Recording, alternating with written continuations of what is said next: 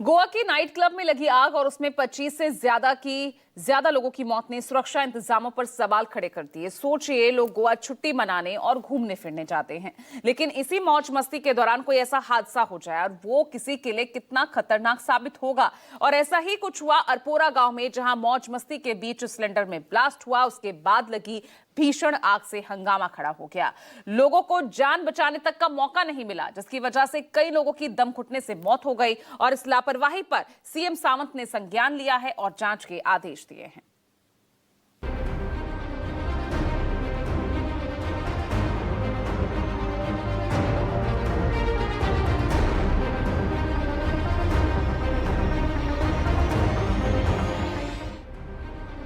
गोवा का अपोर्रा गांव, जहां जश्न के मौके पर चिंगारी ने तबाही मचा दी। गीत संगीत और डांस का आनंद ले रहे लोगों के बीच अचानक चीख पुकार मच गई। नाइट क्लब में हुए अग्निकांड ने लोगों की खुशियों को एक झटके में छीन लिया। कई परिवारों के लिए पल मातम का कारण बन गया। अब तक की जानकारी के मुताबिक हादसा क्लब के किचन में हुआ, जहां सिलेंडर ब्लास्ट के बाद आग लग गई। कुछ ही देर में आग इतनी भयानक भड़की कि देखते ही देखते आग ने क्लब के बड़े हिस्से को अपनी चपेट में ले लिया। हादसे की जानकारी के बाद फायर ब्रिगेड की टीम मौके पर पहुंची और नाइट क्लब के अंदर लगी आग के बीच फंसे लोगों का रेस्क्यू शुरू हुआ। कई घंटे तक आग पर काबू पाने की कोशिश चलती रही। क्लब के किचन में मौजूद कई लोग आग की चपेट में आ गए। कई लोगों की जान दम घुटने से निकल गई। दावा यही है कि सिलेंडर में हुआ धमाका नाइट क्लब में लगी आग का कारण बना। शुरुआती जांच में यह भी सामने आया है कि नाइट क्लब में फायर सेफ्टी के नियमों का पालन नहीं किया गया। यही वजह है कि यह हादसा इतना बड़ा हो गया। इस हादसे की सूचना मिलते ही गोवा के सीएम प्रमोद सावंत ने घटनास्थल का दौरा किया। मौके पर जाकर स्थिति का जायजा लिया और हादसे की जांच के आदेश दिए।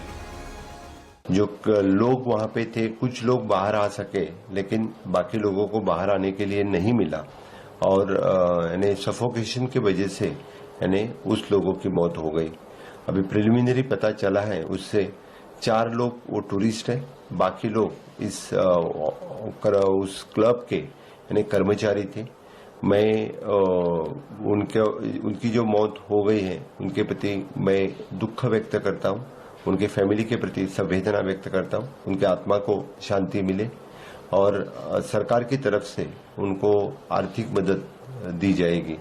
6 लोग जो अस्पताल में हैं उनके लिए अच्छी से अच्छी ट्रीटमेंट गोवा मेडिकल कॉलेज में दी जा रही है। मैंने खुद होके गोवा मेडिकल कॉलेज के डीन उनसे बात की है और उनको अच्छी तरह से ट्रीटमेंट मिलेगी।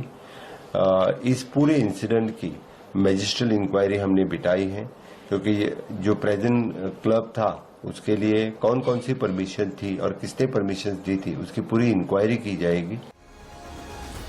सरकार जांच होने के बाद बड़ी कार्रवाई की बात कर रही है और एक्शन भी शुरू कर दिया है। खबर है कि सरकार ने इस अग्निकांड के पीछे लापरवाही बरतने वाले 3 अधिकारियों को सस्पेंड किया है, जबकि नाइट क्लब के मालिकों के खिलाफ एफआईआर दर्ज की गई है। इस मामले में चीफ मैनेजर और 3 कर्मचारियों को गिरफ्तार किया गया है। क्लब मालिक फिलहाल पुलिस की गिरफ्त से दूर है। एक तरफ जब सरकार लापरवाही बरतने पर एक्शन लेती दिखाई दे रही है, तो दूसरी तरफ गोवा के नाइट क्लब में हुए हादसे पर कई सवाल भी खड़े हो रहे हैं। क्या क्लब में लोगों की सुरक्षा के पुख्ता इंतजाम नहीं थे? क्या क्लब में तय लिमिट से ज्यादा लोगों को एंट्री दी गई? क्या क्लब में सेफ्टी अलार्म जैसी कोई सुविधा नहीं थी? क्या आपात स्थिति में बाहर निकलने के लिए कोई दूसरा एग्जिट गेट नहीं था? क्या ऐसी ही लापरवाही 25 से ज्यादा लोगों की मौत की वजह बन गई?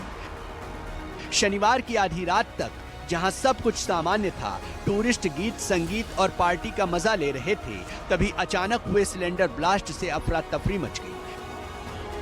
जिस वक्त गोवा में नए साल के जश्न की तैयारी हो रही है, देश के अलग अलग हिस्सों से लेकर विदेशों से भी सैलानियों के पहुंचने का सिलसिला जारी है, तब गोवा के नाइट क्लब में एक ऐसा हादसा हुआ जिसने पूरे राज्य को हिलाकर रख दिया।